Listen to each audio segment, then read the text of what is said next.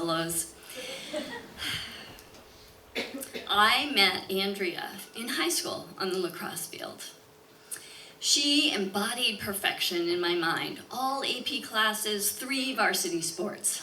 Me, I was a solid C student. My father would look at my report card and look over his glasses and say, "It's okay, honey, as long as the comments tell us that you're doing your best, that's what's important." So I decided I'm not smart. So in a last-ditch effort, I was going to be an athlete, so I showed up on the lacrosse field. Andrea promised to teach me how to play lacrosse. We became best friends from that point on. She played lacrosse. I sat on the bench. She ran like a gazelle. I ran like a duck. It didn't go well. On the weekends, I'd go to her house and we would study and make cookie dough. And I adopted her family over mine, and my family adopted her over me. I was so relieved that someone had finally could beat my siblings at any sport they wanted. In our 20s, Andrea's voracious appetite for life just expanded. She ran the Boston Marathon once without training, just because she thought that would be fun. She was generous with things like her clothes, and someone would compliment her scarf and she would give it away and say, "Here, have it." I needed naps in the sun and told her she couldn't borrow my clothes because she wore them out. And she just lived too hard. So her careers were far more interesting. She worked for national and international environmental groups. She considered being a doctor. I moved home and worked for a nonprofit organization, meaningful but not nearly as glamorous. I was married young to the man I had met and dated in college. Hi, Richard. And was happily monogamous. She dated handsome, attractive men, usually doctors or artists, and I just envied her life. In our late 20s, however, I got a call. A friend said, "Can you go be with Andrea?" She had just broken up with the latest handsome man who was a friend. That was awkward. And she had swallowed a bottle of pills. And I went down to be with her to spend the night after she was released from the hospital. And I was completely blown away and overwhelmed. And as I slept next to her that night in bed, as she fell asleep crying and woke up crying throughout the night, I was totally shocked. I didn't know what to do, and I couldn't imagine how this could happen. Eventually, she recovered, and we got into our 30s. I got married, and at the birth of my first child, hi Elspeth,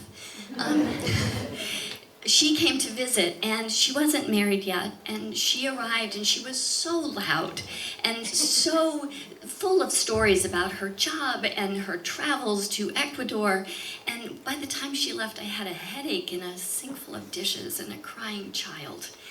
So frankly, the energy that she brought was just too much. What went in our 20s felt like, live your best life and seize the day, began to feel exhausting and unsettled.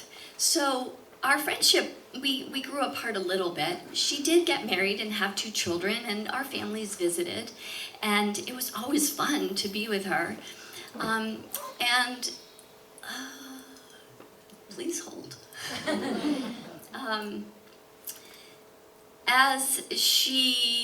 Then in our 40s, so by the time we got to our 40s, we were calling usually once a year on our birthdays.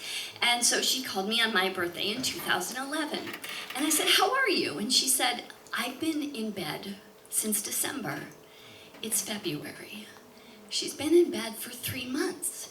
I can't fathom this person who lived to move being bedridden. I said, "I'll be right there." I went down the next day. I find her in bed, and I crawl into bed with her, petting her face as she tells me about this mysterious illness that has completely derailed her life for the last 3 months. I said, "It sounds like Lyme."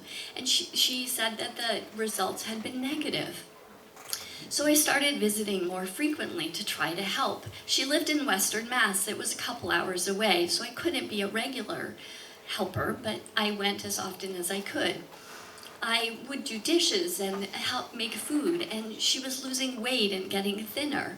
So I coordinated a strategy for the family to hire somebody to be with her, to cook and clean and help her and her overwhelmed husband, who was working full-time and taking care of their 2 elementary-age children.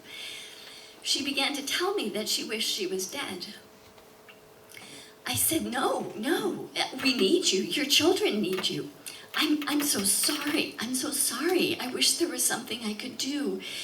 It'll be okay. And I went to doctors with her, and that was like being in a Twilight Zone episode.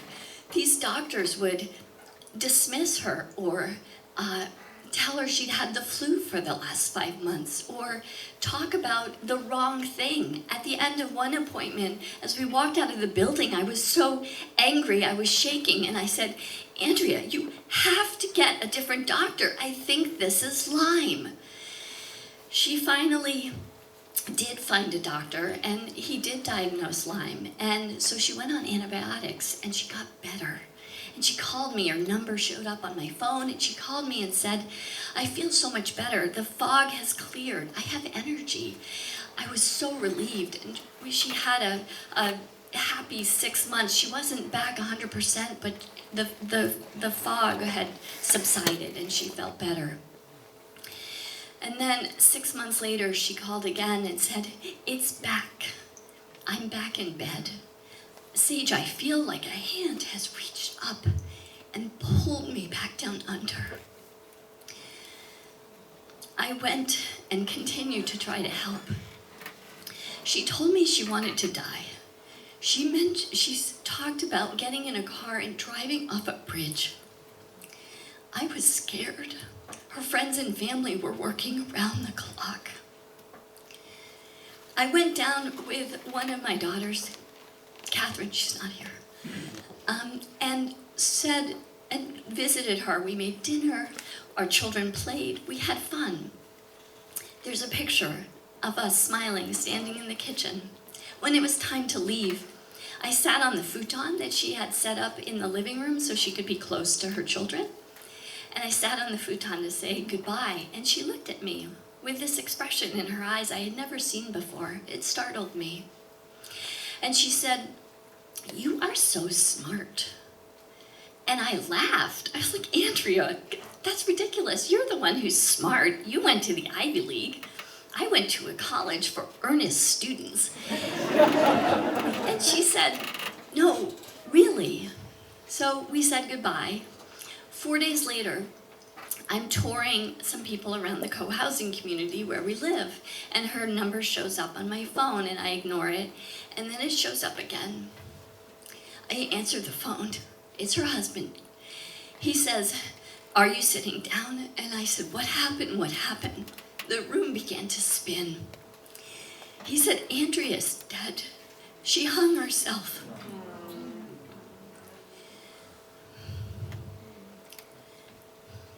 I run back to my home, back to my family.